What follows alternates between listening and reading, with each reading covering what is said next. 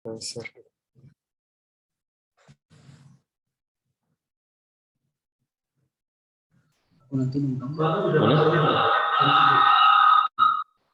Ya, karena ya silahkan, bagus.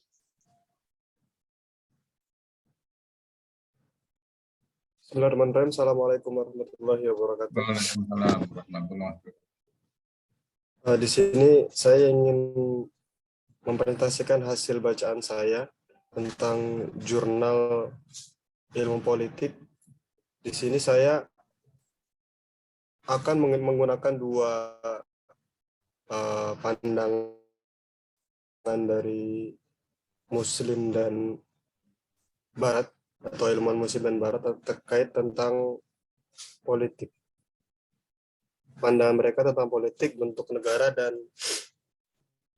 apa bentuk politiknya terhadap negara seperti itu.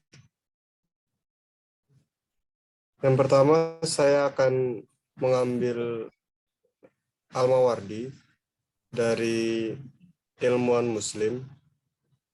Di sini pembahasan Al-Mawardi akan saya bagi menjadi tiga. Pertama, unsur-unsur politik Al-Mawardi atau keadaan politik di zaman Al-Mawardi, terus unsur negara, dan imamah menurut Al-Mawardi. Karena Al-Mawardi ini salah satu ulama Muslim yang setuju dengan konsep imamah.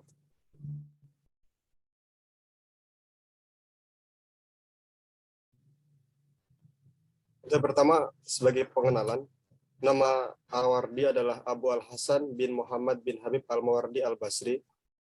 Beliau adalah seorang ahli fikih, ahli hadis, dan pemikir politik.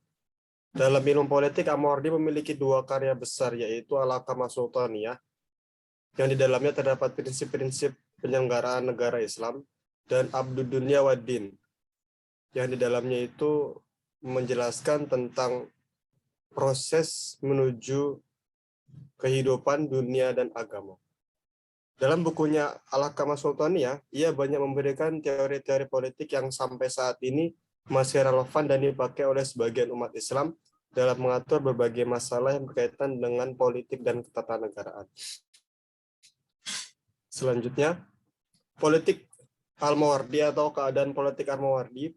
Al-Mawardi hidup ketika kondisi politik Daulah Bani Abbasiyah sedang bergejolak dan terjadi disintegrasi, di mana khalifah-khalifah Abbasiyah benar-benar dalam keadaan lemah dan tidak berdaya atau tidak sama sekali memiliki kekuasaan politik penuh terhadap negaranya.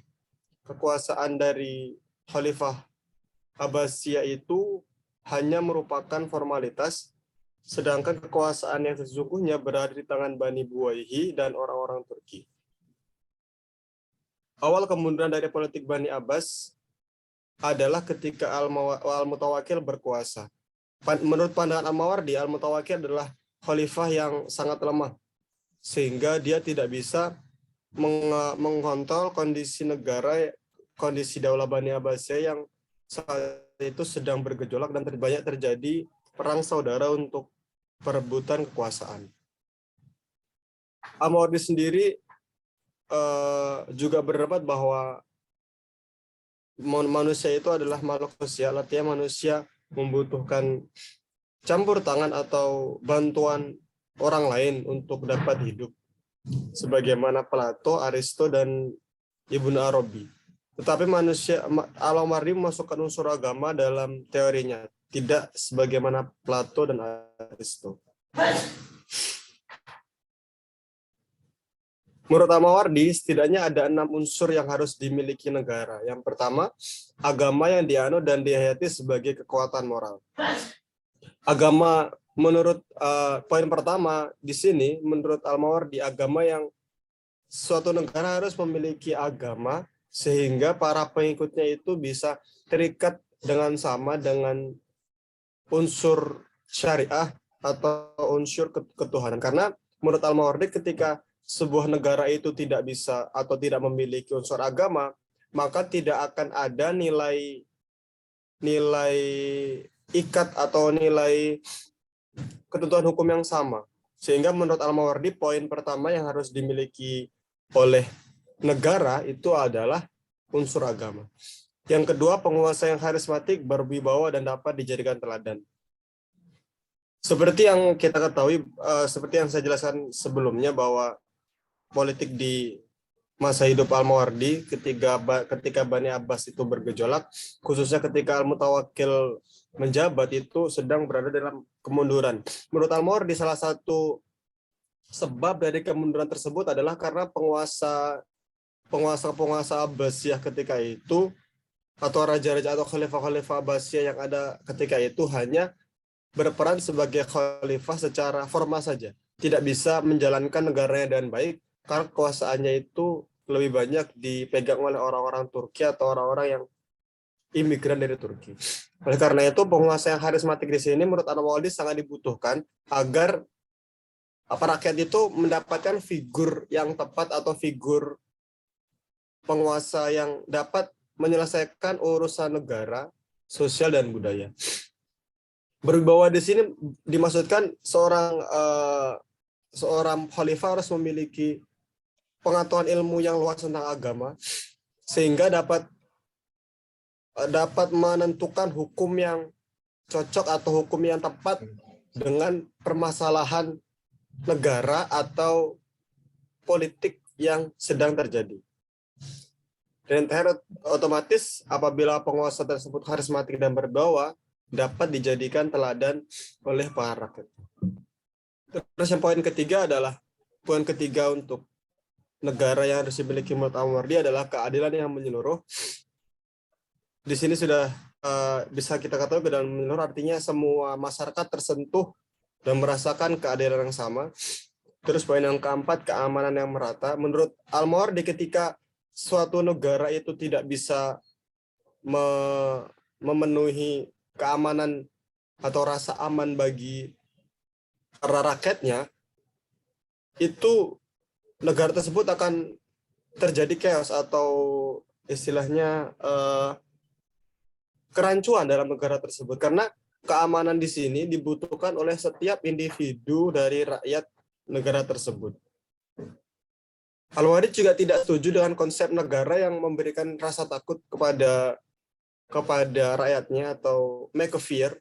Jadi seperti yang terjadi sekarang di zaman sekarang ini, ketika negara itu memilih untuk menunjukkan kekuatannya untuk membuat rakyat-rakyatnya takut. Al-Mawardi tidak setuju. Oleh karena itu, Al-Mawardi memasukkan unsur keamanan di sini agar seluruh rakyat di negara tersebut itu merasa nyaman dan merasa aman berada dalam negara tersebut. Unsur yang kelima adalah kesuburan tanah yang berkesinambungan. Al-Mawardi memasukkan aspek atau unsur kesuburan tanah di sini untuk menunjang kehidupan para rakyatnya, karena Al-Mawardi sendiri berpendapat bahwa tanah yang subur itu akan memberikan kepada rakyat itu rasa nyaman atau aman untuk memenuhi kebutuhan sehari-harinya, dari mulai kegiatan ekonomi dan lain sebagainya. Yang terakhir adalah harapan kelangsungan hidup. Nah, yang terakhir di sini yang dimasukkan Al-Mawardi adalah bahwa negara itu harus memiliki tujuan atau memiliki goals, tidak seperti di zaman Bani Abbasiyah atau di zaman terakhir Bani Abbasiyah itu yang banyak konflik, yang justru menunjukkan bahwa negara itu ketika memiliki banyak konflik akan menunjukkan bahwa negara itu akan segera selesai atau runtuh seperti itu. Oleh karena itu, harapan kelangsungan hidup di sini yang dimaksud Al-Mawardi adalah bagaimana pemerintah atau khalifah atau raja atau rais sebuah daulah itu bisa meyakinkan penduduknya bahwa negaranya itu akan terus maju dengan segala perkembangan yang ada seperti itu. Ini menurut Al-Mawardi. Sekarang seperti yang saya katakan di awal, Al-Mawardi meyakini atau mensujudi konsep imamah. Tapi imamah yang disebut Al-Mawardi di sini bukan kepala agama ya, tapi lebih kepada rois, mulek, sultan atau qaid ad-daulah atau seorang yang memimpin negara. Namun, seorang negara ini, baik itu Rois, Mulk, Sultan, ataupun Qaidud Daulah, itu harus memiliki label agama atau harus menjadi seorang muslim yang taat. Al-Mawardi mengatakan imamah dibentuk untuk menggantikan fungsi kenabian guna memelihara agama dan mengatur dunia. Seperti yang saya jelaskan sebelumnya, konsep imamah di sini yang menurut Al-Mawardi adalah seorang pemimpin atau raja atau penguasa negara daulah, tetapi dia harus memiliki pemahaman tentang agama dan syariah yang baik. Sehingga dia bisa menjalankan negaranya itu berbasis atau berdasar dengan syariah.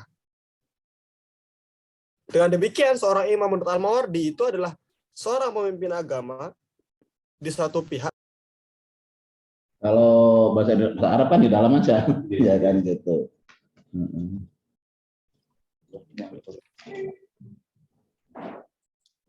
Oh, siapa itu? Campur Hah? campur. Bentar tuh, ini kayaknya masuk. Sabar, kita lari ke sini. Benar Tat ya? Sudah? Masuk belum?